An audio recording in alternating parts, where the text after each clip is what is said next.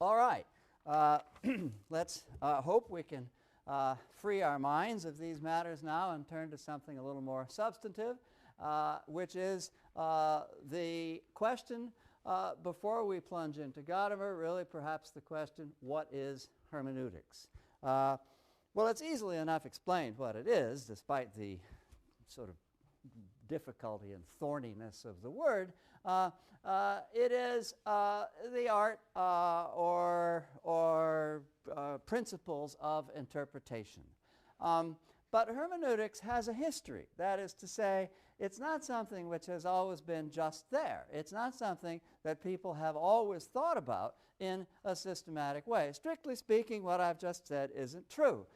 Many of you probably know that Aristotle has a treatise called De Interpretatione. The Middle Ages are rife with treatises on interpretation. And I suppose what I'm really saying is that the word hermeneutics wasn't available, and the idea that there ought to be a sort of a systematic study of how we interpret things wasn't really current. But of course, by the same token, the notion of hermeneutics arises primarily in religion first. And specifically in the Christian tradition, but that isn't to say that there wasn't long before the moment at which hermeneutics became important in Christianity.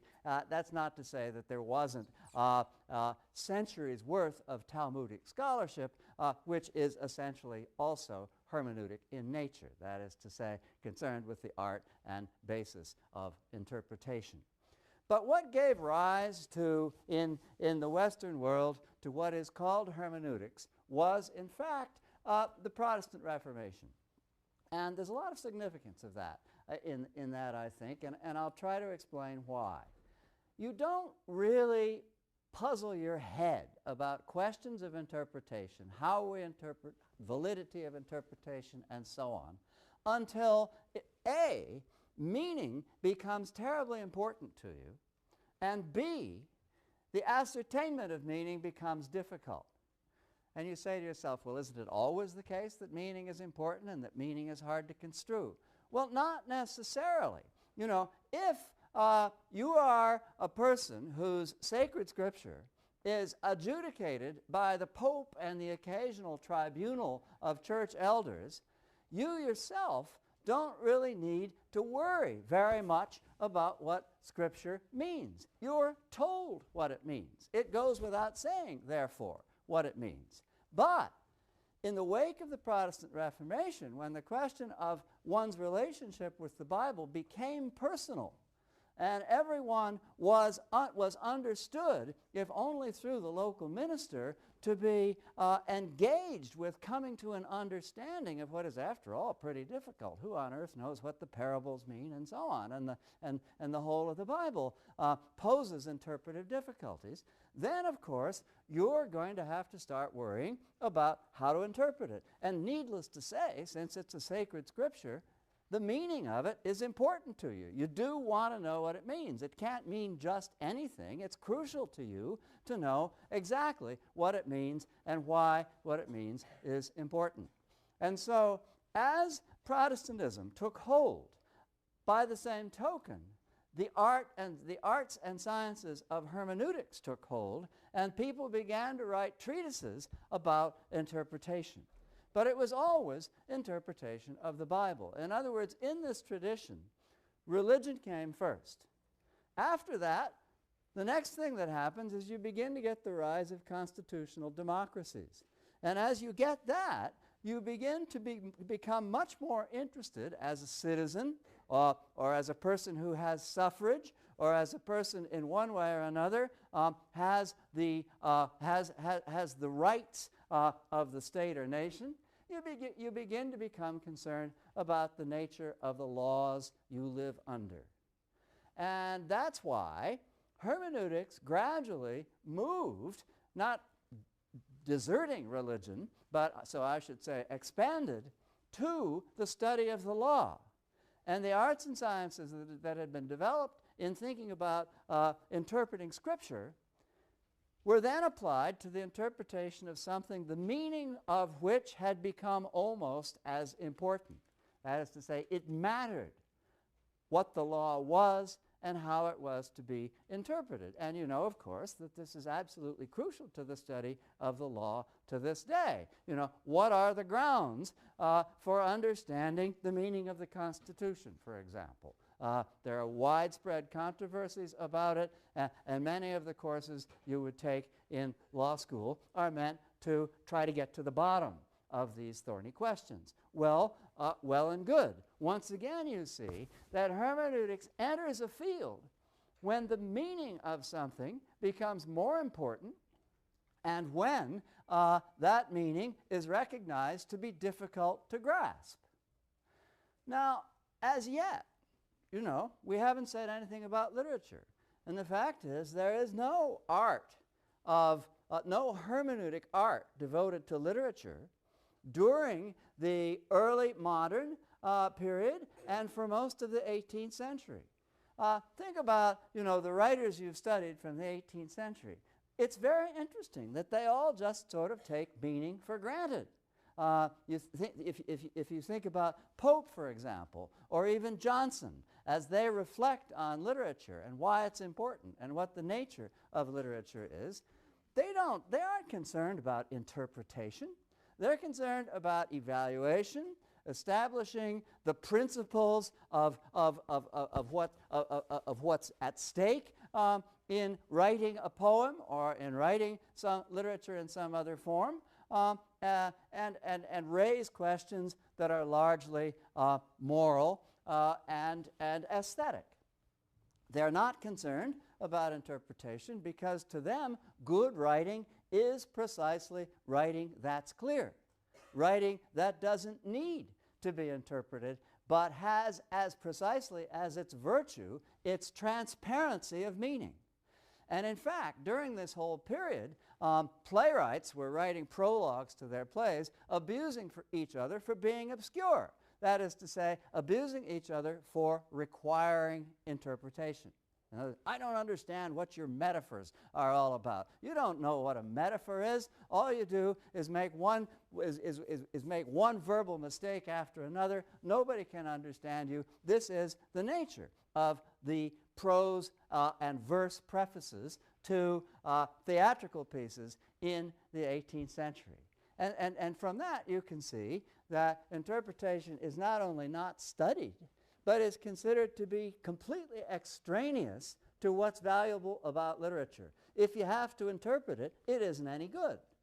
But then, as the 18th century wears on, you begin to get the sense, in the first place, you get, with the emergence of Romanticism, you get a kind of, as is well known and I think often overstated, you get a cult of genius. You get the idea that everything arises from the extraordinary mental acuity or spiritual insight of an author, and that what needs to be understood about literature is the genius of its production. Well and good. But at the same time, if that's the case, and if there's this extraordinary emphasis on the importance of the expression of genius, you can see what's beginning to happen. The literary creator starts to seem a lot more like the divine creator. That is to say, and in a certain sense, could be understood as a placeholder for the divine creator. Remember that secularization in Western culture is increasing during the course of the Enlightenment, that is to say, during the course of the 18th century, and there's a certain way in which Romanticism, and in what's important about Romanticism, can be understood as what Northrop Frye has called a secular scripture. In other words, the meaning of literature becomes more difficult because it's profoundly subjective and no longer no longer engaged with shared values. And the importance of literature, that is to say, our sense of why it's so important to understand it, has also grown because for many people it begins to take over, partly at least, the role of religion. And so with the rise of secular scripture, that is to say, literature imagined as something both terribly important and also difficult to understand, naturally the arts and sciences of hermeneutics begin to enter that field. And in particular, the great theologian of the Romantic period, Friedrich Schleiermacher, devoted his career to principles of hermeneutics that were meant to be applied as much to literature as to the study of Scripture, and established a tradition in which it was understood that literature was a central focus of hermeneutics. So much then for the history of hermeneutics. The work of Dilthey around the turn of the century, of Heidegger in his Being and Time, 1927, of Gadamer, who in many ways can be understood as a disciple and student of Heidegger, and a tradition which persists today, follows from the initial engagements of Schleiermacher during the Romantic period with literature. All right, so what is the basic problematic for hermeneutics in this tradition? It's what we probably all have heard about, and something that I will briefly try to describe, what's called the hermeneutic circle. So what is the hermeneutic circle? It's a relationship between a reader and a text, or in the case of certain kinds of students of hermeneutics, but not Gadamer, I think, of a relationship between a reader and an author. In other words, a relationship which is understood to aim at understanding the intention of an author. The author of the fourth quotation on your sheet for today, E.D. Hirsch, belongs in that tradition, who understands the hermeneutic circle as a relationship between a reader and an author, where the text is a kind of a mediatory document containing the meaning of the author. But for Gadamer and his tradition, it's a little different. It can be understood as the relationship between a reader and a text. And this can be put in a variety of ways. It's often put in terms of the relationship between the part and the whole. I approach a text, and of course, the first thing I read is a phrase or a sentence. There's still a lot more of the text, and so that's a part. But I immediately begin to form an opinion about this part with respect to an imagined or supposed whole.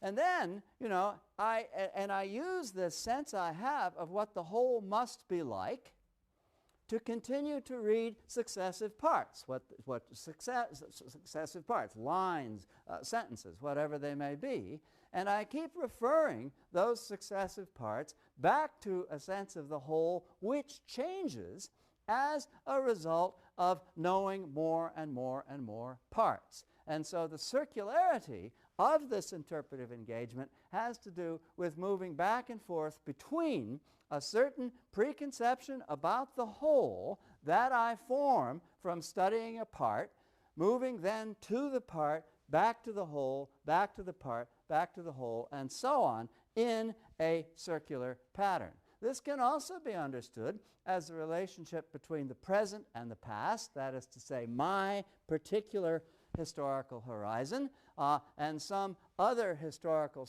horizon that I'm trying to come to terms with, so that I refer back and forth to what I know about the world before I engage the text, what the text seems to be saying in relation to that which I know, how it might change my sense of what I know, but referring back from what I know continuously to an understanding of the way in which the past text speaks. And finally, of course, because hermeneutics isn't just something that takes place across an historical gulf, it also can take place across a social or cultural gulf, maybe not even very much of a gulf. When we engage each other in conversation, we are still performing a hermeneutic act. I have to try to understand what you're saying, and I have to refer it to what I want to say, and the circuit of communication between us has to stay open as a result of this mutual and developing understanding of what we're talking about. And it's the same thing, of course, with conversations across cultures. So understand that hermeneutics isn't necessarily about, as Gadamer would put it, merging historical horizons. It's also about merging social and cultural and interpersonal horizons. And it applies to all of those spheres.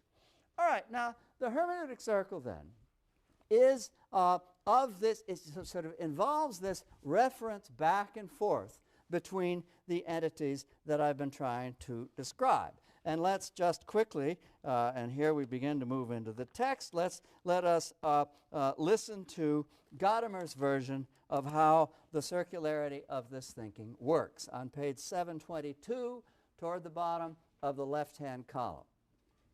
The reader, Gadamer's word is he, the reader projects before himself a meaning for the text as a whole as soon as some initial meaning emerges in the text. In other words, as soon as he sees what the part is like, he projects or imagines what the whole must be that contains this part.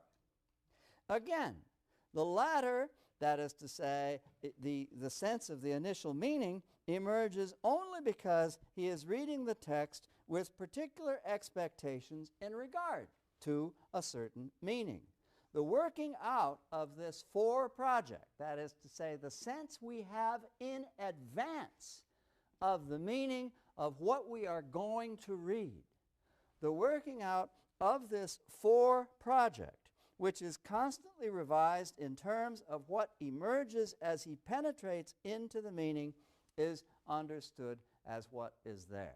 In other words, that what is there, which is a kind of way of talking that Gadamer inherits from Heidegger, really has to do with what Gadamer means when he talks also about die Sache, the subject matter. In other words, the effort of a reader in coming to terms with the meaning of a text is an effort to master the subject matter. What is there? And I suppose it's fair enough to say, as a kind of paraphrase, what the text is really about. I mean, that's what Gadamer means when he says, what is there? Anyway, you can see that in this passage on page 722, Gadamer is describing the circularity of our reading, and he's describing it in a way that may raise certain concerns for us. What do you mean a for structure or a for project or a for having? Can't I view this thing, as we might say, objectively? In other words, aren't I going to be hopelessly prejudiced about what I read if I've got some sort of preliminary conception of what it's all about? Why don't I just set aside my preliminary conceptions so that I can understand precisely what is there? How am I ever going to understand what is there if I approach it with some sort of preliminary idea, which I never really get rid of? I mean, because each revision of what I think is there as a result of further reading is nevertheless becomes in itself yet another for project or preliminary conception. In other words, this way of thinking seems to suggest, to tell you the truth, does suggest that you can't get away from preliminary conceptions about things. And this, of course, is disturbing. And it's especially disturbing when you then get Heidegger and Gadamer insisting that even though there are always these preliminary conceptions, which Gadamer sort of boldly calls prejudices, and we'll come back to that, even though there are always these preliminary conceptions, there nevertheless are, as Heidegger puts it, two ways into the circle, right? A circle, in other words, is not necessarily a vicious circle. See, that's what you're tempted to conclude if you say, I can never get away from preconceptions, right? I'm just going back and forth meaninglessly because I'm never going to get anyplace, right? But Gadamer and Heidegger say, no, that's not true. That's not true. A circle isn't at all necessarily vicious. The way into the circle can also be constructive. That is to say, you really can get someplace. And so you're entitled to say, well, okay, it can be constructive, but how can that be? Take a look at the second passage on your sheet from Heidegger. Not the whole passage, but just the first sentence of it, where Heidegger says, in an interpretation, the way in which the entity we are interpreting is to be conceived can be drawn from the entity itself, or the interpretation can force the entity into concepts to which it is opposed in its manner of being. Now, wait a minute, you say. If I'm just dealing in preconceptions here, how can I take anything from the entity itself, right? That's just what seems to be at risk if I can never get beyond my preconceptions. Well, let me give you an example. I was going to do this later in the lecture, but I feel like doing it now. In the 18th century, a poet named Mark Akenside wrote a long poem called The Pleasures of the Imagination. And in this poem, there's the line, "The great creator raised his plastic arm." Now, let's say that we are, of course, we're into polymers. We know what plastic is. We have no concern or hesitation in saying what plastic is. And so we say, oh, gee, well, I guess the great creator has a sort of a prosthetic limb, and he raised it. All right, so that's what the sentence must mean. But then, of course, if we know something about the horizon within which Akenside was writing his poem, we are aware that in the 18th century, the word plastic meant sinuous, powerful, flexible. And in that case, of course, we immediately are able to recognize what Akenside meant. Line makes perfect sense. Great creator raised his sinuous, powerful, flexible arm. And we know where we stand. Now, notice this. In other words, this is an example of good and bad prejudice, right? The good prejudice is our prior awareness that plastic meant something different in the 18th century than it means now. And we bring that prejudice to bear on our interpretation of the line.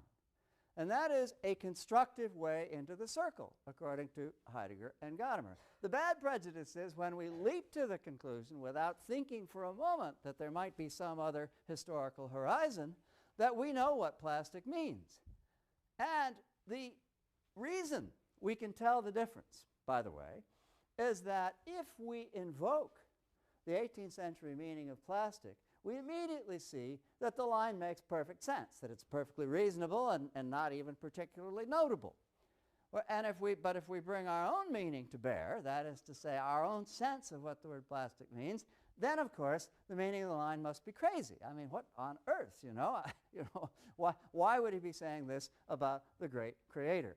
Now, I think I'll come back to this example next week when we're talking about an essay called The Intentional Fallacy by W.K. Wimsatt, and I will revisit the possibility that there might be some value in supposing that Akenside meant the great creator raised his prosthetic limb. But I'll leave that until next week. I think for the moment it should be plain to you that this is a good example or a good way of understanding what the difference between a useful preconception and a useless preconception brought to bear on an interpretive act might consist in. All right, now in giving the example now I've gotten a little bit ahead of myself, but so let me reprise a bit. As you can tell from your reading of Gadamer, and of course the title of the great book from which this excerpt is taken is Truth and Method, Wahrheit und Methode, with its implicit suggestion that there is a difference between truth and method. The great objection of Gadamer to other people's way of doing hermeneutics is that they believe that there is a methodology of interpretation. And the basic methodology Gadamer is attacking in the excerpt you've read is what he calls historicism. Now, that's a tricky word for us because later in the semester we're going to be reading about something called the New Historicism, and the New Historicism actually has nothing to do with what Gadamer is objecting to in this form of historicism. So we will return to the new historicism in that context. But for the moment, what Gadamer means by historicism is this: the belief that you can set aside preconception. In other words, that you can completely factor out your own subjectivity, your own view of things, your own historically conditioned point of view. I'm sorry, I shouldn't have said historically conditioned. Your own point of view. You can completely factor that out in order to enter into the mindset of some other time or place. That you can completely enter into the mind of another. This then is this is the object of historicizing, and as we'll see at the end of the lecture, there's a certain nobility about it to be juxtaposed with the nobility of Gadamerian hermeneutics. But in the meantime, Gadamer is objecting to this because he says you simply can't do this. You cannot factor out these preconceptions.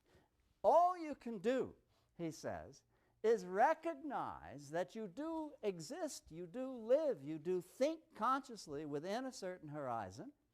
Recognize that you are coming face to face with another horizon and try to bridge your horizon and the other horizon. In other words, to put it simply, to find common ground, to find some way of merging a present with a past, a here with a there, in such a way that results in what Gadamer calls Horizontsverschmelzung, horizon merger. And this act of horizon merger has as its effect, as its result, what Gadamer calls effective history.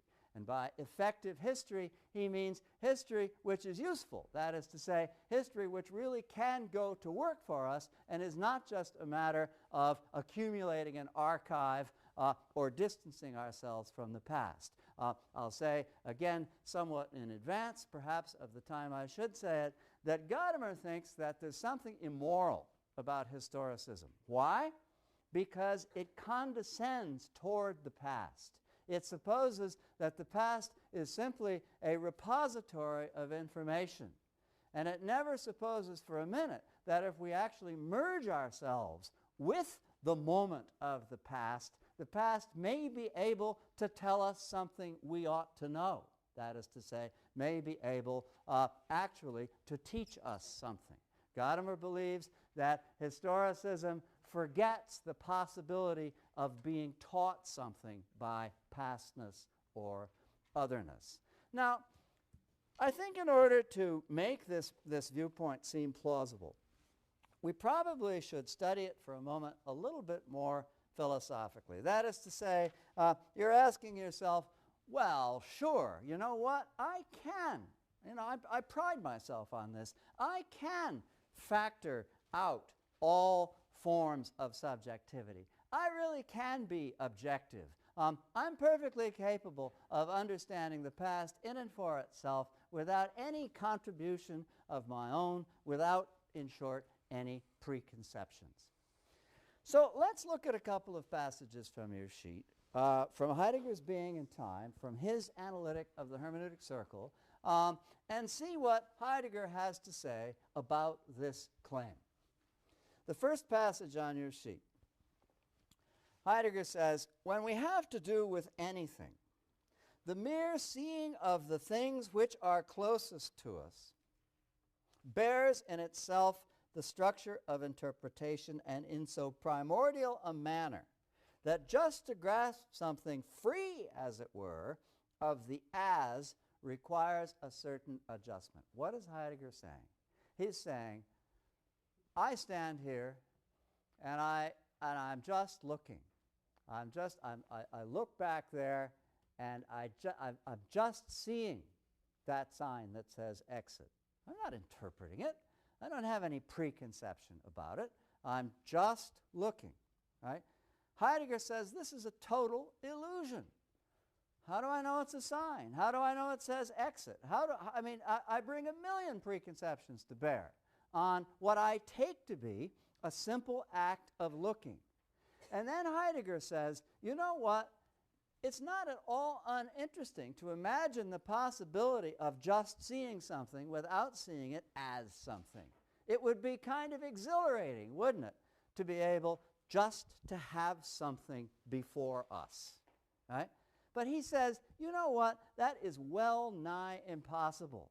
It is, in fact, a very, very difficult and derivative act of the mind to try to forget that I'm looking at a sign that says exit, and in fact, just to be looking at what is there without knowing. In other words, I don't not know first that that's a sign that says exit. The very first thing I know is that it's a sign that says exit. There's no prior act of consciousness. It's the very first thing that I know. It's an interesting thought experiment to try not to know that that's a sign that says exit. And as Heidegger points out in this passage, that's a thought experiment which, if it can be done at all, derives from that prior knowledge. I always know something first as something. If I can just have it there before me, that is a very difficult and derivative intellectual act. And it cannot be understood as primordial or primitive. You know, I am always already in possession of an interpretation of whatever object I look at, which isn't at all to say that my interpretation is correct. It's only to say that I can't escape the fact that the very first movement of mind, not the last movement, but the first movement of mind, is interpretive. Right? We always see something as something, and that is precisely the act of interpretation.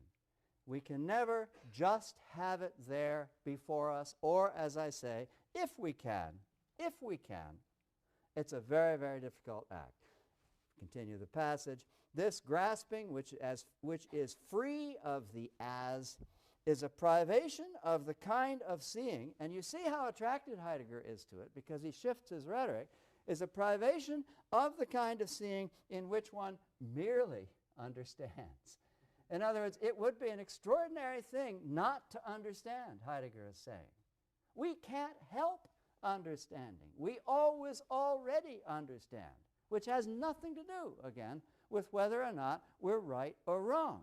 We always already just necessarily do understand. It's a kind of imprisonment understanding. And when Heidegger says, wouldn't it be great not to have to merely understand, right? He's saying, wouldn't it be great just to have it there before us? But he's also insisting that this is an incredibly difficult, if not impossible, moment of thought. All right, so that's why, and this is perhaps the central passage, and I don't want to pause over it, but you can look at passage number 3 on your sheet, which says roughly again what Heidegger is saying in the first passage. That's why we must work always as interpreters with preconceptions, with foreunderstandings. Now, what about this word prejudice? It is a sort of a problematic word. Gadamer is a bit apologetic about it, and he goes into the appropriate etymologies. You know, the French préjugé, the German Vorurteil, all mean prejudgment, a prior judgment, and they actually can be used in a court of law as a stage toward arriving at a verdict. They needn't be accompanied by popular prejudice against prejudice. As Gadamer says, this is the characteristic idea of the Enlightenment. It's prejudice against prejudice, that we can be objective, that we can free ourselves of prejudice. Okay, fine. But, you know, prejudice is bad. You know, we have a right to, I mean, we know prejudice is bad. We know what prejudice has wrought historically and socially. So how can we try to vindicate it in this way? It's extremely problematic. What Gadamer does in his essay is actually an act of intellectual conservatism. It has to be admitted. That whole section of the essay in which he talks about classicism, and you may have said to yourself as you were reading it, well, gee, isn't this sort of digressive? What's he so interested in classicism for? the whole section of the essay in which he's talking about classicism, and which he later calls tradition, is meant to suggest that we really can't merge horizons effectively unless we have a very broad and extensive common ground with what we're reading. And the great thing about classicism for Gadamer, or what he calls tradition, is that it's something we can share. The classical, Gadamer argues, is that which doesn't just speak to its own historical moment, but speaks for all time. Speaks to all of us in different ways, but does speak to us. That is to say, does proffer its claim to speak true. The classical can do that. Okay, great, we say to Gadamer. That's and certainly you're entitled to an intellectually conservative canon. Maybe other principles of hermeneutics will place much more stress on innovation or novelty or difference. But, you know, you're not sure people can understand unless they share a great deal of common ground. All well and good. But you know what? That's where the bad side of prejudice sneaks in. You know, slavery was considered perfectly appropriate and natural to a great many of the most exalted figures working within the tradition that Gadamer rightly calls classical. Classical antiquity, a great many modern figures never stopped to question slavery. Slavery was an aspect of classical culture which had its defenses. Well, Gadamer doesn't talk about this, obviously, but it is an aspect of that prejudice that one might share with tradition if one were somewhat more critical than this gesture of sharing might indicate. I just say that in passing, calling your attention to it as a risk that's involved in our engagement with a hermeneutic project of the nature of Gadamer's. And it's not to say that Gadamer favored slavery or anything of the sort. It is, however, to say that prejudice, while plainly we can understand it simply to mean preconception which is inescapable, and understand that philosophically, nevertheless can still be bad, and we have to understand the way in which it's something that, if we're going to accept this point of view, we need to live with. All right, now, so it is troublesome. It is troublesome. And it's troublesome also perhaps in a variety of other ways that I won't go into. I think that what I'd like to do in the time remaining is to call your attention to two passages. One in Gadamer's text, which I'm about to read, and the other, the fourth passage on your sheet by someone called E.D. Hirsch, whom you may actually know as the author of a dictionary of what every school child should know, and as a sort of a champion of the intellectual right during the whole period when literary theory flourished, but a person who also is seriously invested in hermeneutics and conducted a lifelong feud with Gadamer about the principles of hermeneutics. And the two passages that I'm about to read juxtapose the viewpoints that I've been trying to evoke in describing Gadamer's position. The dignity and nobility of Gadamer is that it involves being interested in in something true. That is to say, in hoping that there is an intimate relationship between meaning, arriving at meaning, and arriving at something that speaks to us as true. Hirsch, on the other hand, is invoking a completely different kind of dignity. And what I want you to realize as we juxtapose these two passages is that it is impossible to reconcile them. And it poses for us a choice which, as people interested in interpretation, needs ultimately to be made and suggests perhaps differing forms of commitment. Now, the first passage is in Gadamer's text on page 735, very bottom of the page, and then I'll be going over to page 736. Gadamer says, and here again he's attacking historicism, the text that is understood historically is forced to abandon its claim that it is uttering something true. We think we understand when we see the past from a historical standpoint, i.e., place ourselves in the historical situation and seek to reconstruct the historical horizon. I've been attempting to summarize this position, and so I trust that I trust that it's easily intelligible as I read it to you now. In fact, however, we have given up the claim to find in the past any truth valid and intelligible for ourselves. And by the way, this would also apply to cultural conversation. You know, I mean, if I'm proud of knowing that in another culture, if I belch after dinner, it's a compliment to the cook, right? And if I'm proud of knowing that without, you know, without drawing any conclusions from it, that's sort of the equivalent of historicism. It's just a factoid for me. In other words, it's not, you know, it's not an effort to come to terms with anything. It's not an effort to engage in dialogue.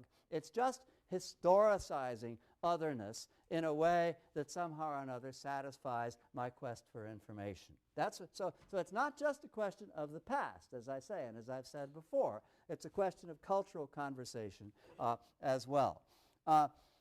Thus, this acknowledgement of the otherness of the other, which makes him the object of objective knowledge, involves the fundamental suspension of his claim to truth. Devastating. I think a brilliant argument, and I think ought to remind us of what's at stake when we invoke the notion of objectivity. Implicit, according to Gadamer, in the notion of objectivity is an abandonment of the possibility of learning from the object, of learning from otherness. It only becomes a question of knowing the object, of knowing it in and for itself, in its own terms, and not at all necessarily of learning from it, of being spoken to by it. All right, but now listen to Hirsch, all right? This is, you know, I mean, this is really a hard choice to make. What Hirsch says, invoking Kant, rightly invoking Kant, he says, Kant held it to be a foundation of moral action that men should be conceived as ends in themselves, not as instruments of other men. In other words, you are an end and not a means to me unless, in fact, I'm exploiting you and instrumentalizing you, right? That's Kant's position, and that's what Hirsch is leaping to defend. You know, this idea, you know, that I don't really care, or that I don't really think I can come to terms with the actual sort of, with the actual meaning of an entity as that entity, is instrumentalizing the entity. In other words, it's approaching it for me. This turns the whole idea of being open to the possibility that the other is speaking true. Excuse me, it turns that on its ear and says, oh, no, you're just appropriating the other for yourself, right? You're instrumentalizing the other. You're not taking it seriously as itself. That's Hirsch's response, and he continues. This imperative is transferable to the words of men because speech is an extension and expression of men in the social domain, and also because when we fail to conjoin a man's intention to his words, we lose the soul of speech, which is to convey meaning and to understand what is intended to be conveyed. Notice that although the nobility of this, alongside the nobility of Gadamer, is obvious and painful, and really does seem to bring us to a crossroads, you know, where we really want to be Yogi Berra, right, and go in both directions, you know. Even though this is the case, notice one thing. Hirsch is not saying anything about truth, right? He's talking about meaning. That's good, and he's making the notion of arriving at a correct meaning as honorific as he possibly can. But it is significant that he's not talking about truth. It's Gadamer who's talking about truth. For Hirsch, the important thing is the meaning. For Gadamer, the important thing is that the meaning be true, right? And that's where the distinction essentially lies. Gadamer is willing to sacrifice, because of his belief in the inescapability of preconception. He's willing to sacrifice historical or cultural exactitude of meaning. He's willing to acknowledge that there's always something of me in my interpretation. But it's a good something, because after all, I am mindful of the horizon of otherness. I'm not just saying plastic means polymer, right? But nevertheless, there's something of me in the interpretation. Hirsch is saying there's nothing of me in the interpretation. Therefore, I am able to arrive accurately and objectively at the meaning of the other. And I honor the other by arriving with such accuracy at the meaning. But notice the truth is bracketed out. I mean, it doesn't seem to be a question for Hirsch of whether the other speaks true. This is unfair to Hirsch, by the way, because it actually is. All you need to do is read him, and you will recognize that it does matter to Hirsch whether the other speaks true, but it's not implicit in the philosophical position he's taking up here. It's something that the philosophical position sacrifices. Okay, so that's the basic distinction, and as I say, as far as I can see, it's irreconcilable. So it leaves us with a choice that really does have to be made, and it's a choice which looms over a course in literary theory and coming to understand the tradition of literary theory. Some will take one side, others will take another, and we'll find ourselves siding or not siding with them, at least in part, for reasons that arise out of the distinction between these two positions that I've been making today. Okay, so we may or may not have the lecture on either, but on Tuesday we'll be getting into the varieties of formalism, and first we'll take up the American New Criticism.